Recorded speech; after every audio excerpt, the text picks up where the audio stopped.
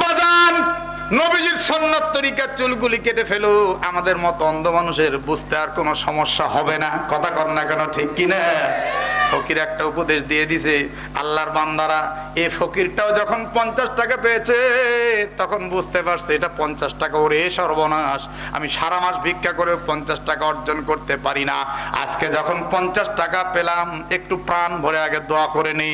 এবার মোনাজাত দিয়ে দোয়া করতেছে, আল্লাহ এই সারকে তুমি জান্নাতে নাও, তার 14 গোষ্ঠীকে জান্নাতে নাও। জান্নাতের মধ্যে নিয়ে এমন দোয়া করা করছে, জান্নাতের বাহির দিয়ে নিয়ে একদম জাহান্নামে ফেলে দিছে। হাই রে দোয়া রে। দোয়া যখন কমপ্লিট হলো, এবার মুরিদ চিন্তা করে আমি একটু দেখবো আমার এই 50 টাকা সে কোন কাজে ব্যয় করে। অন্ধ ফকির নিশ্চয় ভালো একজন মানুষ হবে। ফকির তখন ঝোলা সম্পদ গুছিয়ে মনে মনে বলছে, আজকে আর সারাদিন ভিক্ষা করার আমার দরকার নাই। 1 কদম 2 কদম করে রওনা দিল, লাঠি দিয়ে ইশারা করতে করতে বাজারের অপর প্রান্তে গেল। গিয়ে একটা মহিলার সঙ্গে কথা বলল আর 30 টাকা দিয়ে তাকে ভাড়া করলো।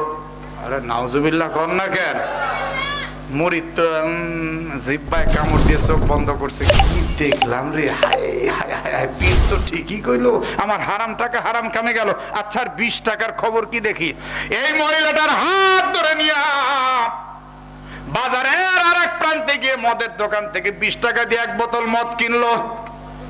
মুরিদ কয়, হায় হায় রে, আমার পীর যা কইলো তাই তো হলো, আমি বাকি জিনিসটার চোখে দেখতে চাই না।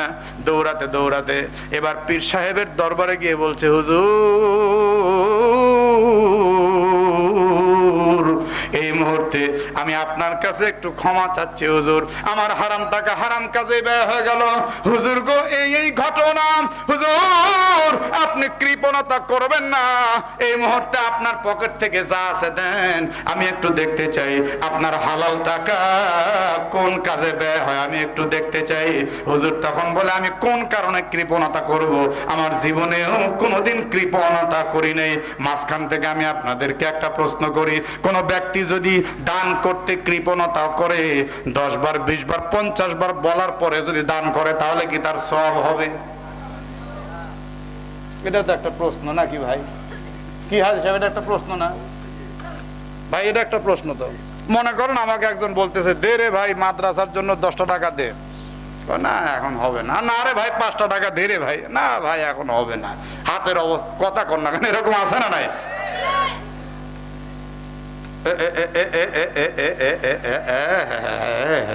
মুরব্বি মুরব্বি,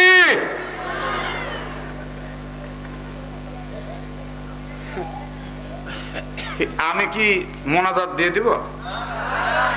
কথা কর না কেন? তাহলে ওখান থেকে 5 জন যুবক একসাথে উঠলো যে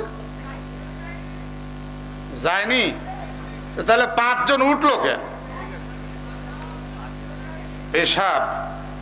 আমার বাড়ি নাটোর জেলা, নাটোরের কাঁচা গোল্লা নাম থাকলে আমি কিন্তু কাঁচা লোক না।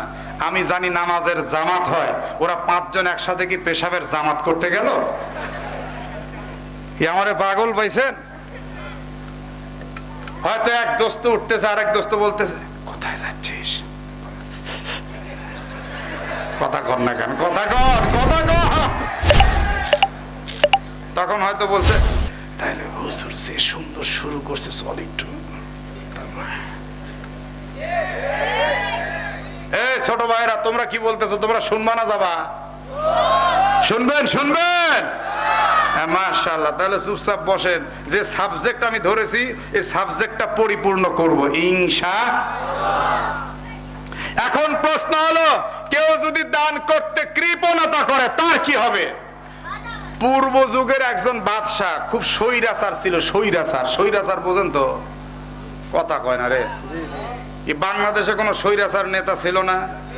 জোরে বলতে হবে, ছিল না? কে রে? হ্যাঁ জোরে কও আর একবার। না আমি কইনি, তোমরা ফতোয়া দিছ। কত যে ছিল স্বৈরাচার, কথা কর না কেন, ঠিক কিনা? জনগণকে নিয়ে খেলেছে, জনগণকে নিয়ে খেলেছে। তো এই স্বৈরাচার শয়তানও জনগণকে নিয়ে খেলতে একটু পছন্দ করত।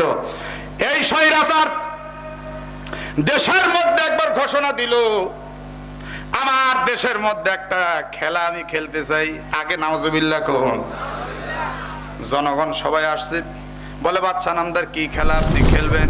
বলে আমি খেলা খেলতে চাচ্ছি, একটা কবর খনন করব, মানুষ মরলে যেমন 3.5 হাত কবর হয় ঠিক ওই রকম কবর খনন করব। এই কবরের মধ্যে একজন তাজা মানুষকে শোয়ায় দিব, একদম খাড়াল দিয়ে মাটি দিয়ে চাপা দিয়ে দিব। এই মানুষটা যদি 24 ঘন্টা পর তাজা বের হয়ে আসতে পারে, তাহলে আমি তাকে 50,000 দিনার পুরস্কার দিব। তাজা মানুষ যদি সে 24 ঘন্টা পর বের হয়ে আসতে পারে, 50,000 টাকা দিবে। টাকা রাখার জায়গা নাই, আজে বাজে মানুষের জান নিয়ে খেলা খেলতেছে।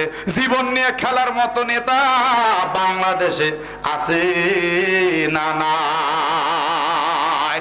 যারা মানুষের জীবন নিয়ে খেলে ওই সমস্ত নেতাদেরকে আমরা বয়কট করলাম। কথা কর না কেন? যারা মানুষের জীবন নিয়ে খেলে আনন্দ পায় ওদেরকে আমরা বয়কট করলাম। ও আমার কলিজার টুকরা ভাইরা, আমরা বহুত দেখেছি, আমরা কিন্তু সোভিয়েতের আবল তাবল ঘটনা দেখেছি, আমরা রাশিয়ার আবল তাবল